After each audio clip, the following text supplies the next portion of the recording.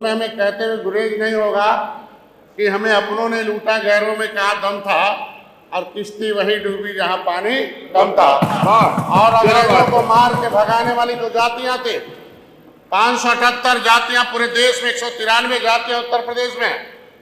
माननीय अधिष्ठाता महोदय अभी मैं आया था, आमंत्रित था, लोकसभा अध्यक्ष आए हुए थे। उन्होंने कहा था कि निचले पावदान पर गरीबों की आवाज सदन में पहुंचना चाहिए, उस पर विधि सम्मत कानून बनना चाहिए।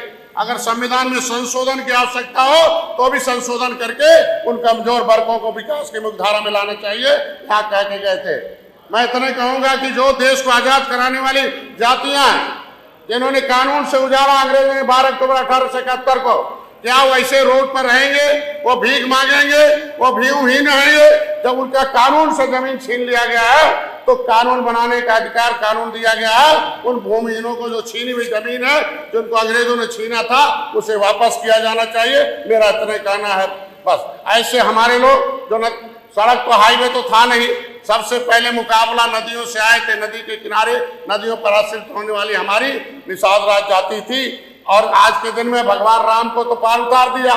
विपक्ष के भी कई बार सरकारें रही, उन्होंने भी उनको भी पार कर दिया, चाहे कांग्रेस रही, सपा बसपा रही है, लेकिन मझधार में खुद निषाद डूबे हुए हैं। तो मैं तो चाहता हूं कि भगवान राम के हाथ बाल सका निषाद राज के वंशज के रूप में, कि कभी त्रेता में भगवान राम ने अगर निषाद राज को गले लगाया था तो एक निषाद राज के वंशज के बेटे को भारतीय जनता पार्टी ने गले लगाया है। मैं उन्हें धन्यवाद देता हूँ। लेकिन इन वंशजों के लिए जो किया प्रधानमंत्री ने, जो किया माननीय मुख्यमंत्री ने, उसको भी अभिभाषण में नोट है कि कभी वही एक ईंट नहीं रखा इन लोगों ने। उस किला खुदाई हुई 1977 में, सरकारें रही वो सब उठा के लेके चली गई, कुछ है नहीं वहाँ। लेकिन आज निषाद राज का पार्क बना भगवान राम के साथ। निषाद राज भगवान राम के उस मित्रता का एक 56 फुट की मूर्ति भी लगा, और 100 एकड़ में पार्क बना हुआ है। इतिहास कायम हो गया। मैं धन्यवाद देता हूँ सरकार का बनेगा।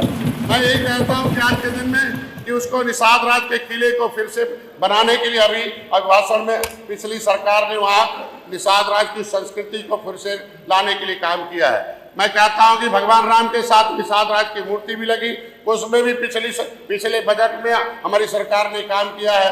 निषाद राज के साथ और महापुरुषों की मूर्ति लगी है। जितना अतिथि भवन है अयोध्या में, वो सारा निषाद राज के नाम से बना हुआ है। मैं धन्यवाद देता हूँ सरकार को। लेकिन मैं तुम्हें कहूँगा, आज के दिन में इस 2000 जो प्रधानमंत्री मत्स्य संपदा योजना के माध्यम से 2020 से 2025 तक हजारों हेक्टेयर तालाब का हम लोगों ने उनको अनुदान देकर निर्माण किया, आधुनिकीकरण किया है, रेलिंग यूनिट लगी है। हजारों लोगों को ग्राम सभा के पट्टेधारक, अंग्रेजों ने fisheries act, mining act, ferries act बनाकर हमारा सब कुछ छीन लिया था। पहली बार हम अपनी सरकार को धन्यवाद देते हैं कि केंद्र में मत्स्य मंत्रालय बना और उत्तर प्रदेश में मत्स्य मंत्रालय बना, जिसका मैं मंत्री बनने का अवसर प्राप्त हुआ। पहली बार है कि हजारों जो संख्या में मत्स्य पालक जो हैं, उनको हमारा मुख्यमंत्री संपदा योजना के नाम पर हमने उनको अनुदान देकर उनको विकास की धारा में लाया है। पिछले हमारे यहाँ कहना, क्योंकि केंद्र सरकार से 67 साल में ऐसे जो उजड़े लोग हैं, देश को आजाद कराने वाली जातियां हैं, 67 साल में पूरे देश में मंत्रालय तो था ही नहीं, बजट का सवाल ही नहीं होता है, तो उनके विकास के लिए केवल 3000 करोड़ रुपया दिया था। लेकिन मैं प्रधानमंत्री को भी यहाँ से धन्यवाद दूंगा कि आज जब से हम आए हैं तब से 41,500 करोड़ वो और 2,782 करोड़ फिर देकर इस पूरे देश के मछुआरों के हितों की रक्षा किया है। उसमें फ्री में गए।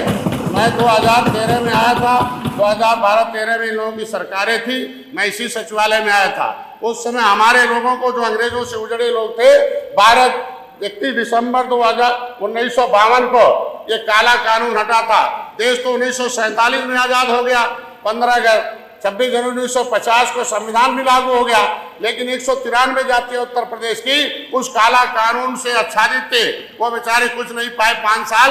31 अगस्त 1952 को पार्लियामेंट में उन्हें डिनोटिफाइड किया गया, अंग्रेजों का काला कानून हटाया गया। उन्हें उत्तर प्रदेश सरकार में शिक्षा में केंद्र सरकार से लिख के आया था कि इनको अनुसूचित जनजाति की सुविधा शिक्षा में दी जाए, लेकिन एक बदमाश अधिकारी के राय था, इनके समय मैंने कहा भी था कि वो बदमाश अधिकारी ने उस कानून को हटा दिया, कह दिया जो जातियां जिसमें आरक्षित उसमें चला गया, तो शिक्षा भी छीन लिया और शिक्षा छीन के खत्म कर दिया इनकी सरकार ने। जो अनुसूचित जनजाति की सुविधा पाते थे उनको भी इनको पिछड़ी में डाल दिया।